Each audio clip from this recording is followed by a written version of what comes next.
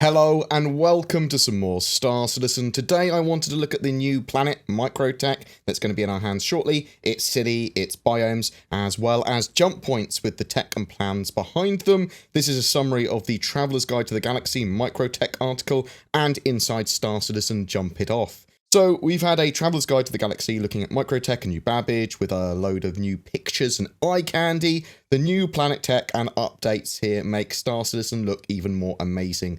Stanton 4 is also known as microTech, and it's available as a new planet in Alpha 3.8. Microtech, along with the updated moons and planets, of which I believe all of them are updated for 3.8, make use of the new Planetary tech version 4, allowing for a larger scale of terrain, better looking terrain, better levels of detail, less popping in of assets, more effects associated with environments, a lot better looking biomes. Stanton 4 is a large, cold, unforgiving planet. Due to an error during the terraforming process, cloud production became unusually dense, resulting in a mostly frozen surface plagued by harsh weather and dangerous storms. It's the home of microTech and the city of New Babbage. There are huge amounts of computer farms that make use of the cold planet for cooling. The planet has extreme conditions, and you'll see some basic snow and blizzard type weather even in 3.8. But once we have the player status system, this weather may require you to wear environmental protections to survive. Also, we will start to see proper dynamic weather in 2020 be phased in for the planet there and for the storms and weather effects, rather than the more linear weather and effects that 3.8 will offer. The environment within each given biome may see trees and ground there with more snow on it based on the annual snowfall of that particular area. It sort of like works out how much snow should be there, what sort of like is appropriate for each individual biome, with some variance in each area of that biome. New Babbage's exterior is in Alpha 3.8 as well, but interior zones, mission givers, shops, and zone traversal is coming later in 3.9. You'll use a maglev tram to move around the spaceport and city. There are garages as well, allowing you to grab a ground vehicle and drive around the planet. The city and the planet are dotted with high-tech buildings and enclosed domes. In fact, there's a whole new archetype of buildings all over the city and all over the planet.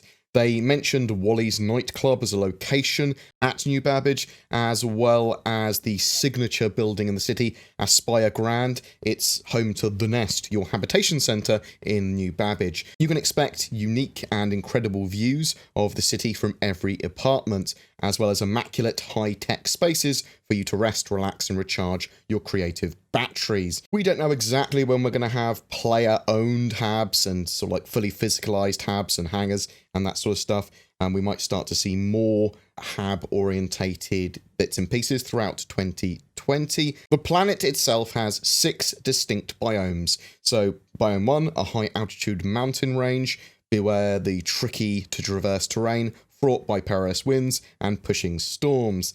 Biome 2, low frozen zones. Explore and you'll find interesting pieces of terrain exclusive to this biome, like frozen over and petrified in ice trees. Biome 3, in warmer transitional areas, the monochromatic palette of microTech gives way to rare and beautiful floral fields, but the snowy mountains are never far away. Biome 4, red, orange and green colours begin to show through in warmer forest regions, offering a bittersweet look at what microTech should have been if not for the terraforming mishap. Biome 5, frozen tundras beset with glacial structures of ice and obsidian.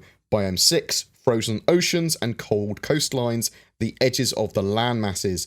If you are flying above these bodies of water or walking on top of them, you'll find sheets of ice frozen and shattering individually over time. Icebergs line the edges of the coast after melting and refreezing into various unique shapes. These biomes will naturally blend into one another where appropriate for a natural looking planet. That's the idea here. That's why they've got 6 biomes that sort of blend together. Obviously, there's the city as well, if you want to have a 7th biome of architecture in the city. We're also going to see loads of different outpost types with sort of like this new architecture direction. We might see some of the old outposts as well. We'll see missions here on microTech. We'll see all of that sort of like additional bits and pieces to the planet, not just the biomes and the city, but also lots of other points of interest. So let's take a look at inside Star Citizen Jump It Off. Jump points and a new star system Pyro are planned for release in 2020 for the persistent universe. Jump points are built with a few features and gameplay mechanics in mind.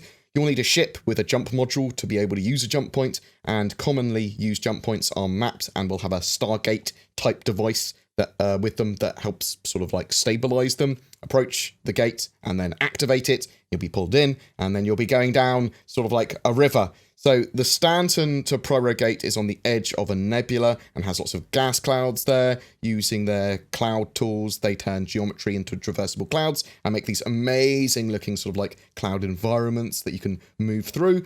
When in a jump point, it has its own sort of scene and object container. It has its own bespoke shader effects and particles that they've built out for it. They've already built in the potential of having multiple routes and branches and secondary routes when moving through jump points. At least they are visualized. In the future, you could use these to potentially go to different locations, but at the moment, it looks like the way they build the tunnel, they will all still go down the main tunnel. They'll just sort of like have little tiny branch pathways which will lead to different parts, maybe some of the smaller than others, that sort of stuff. Roller coasters were an influence to how they wanted to build these sort of jump point tunnels.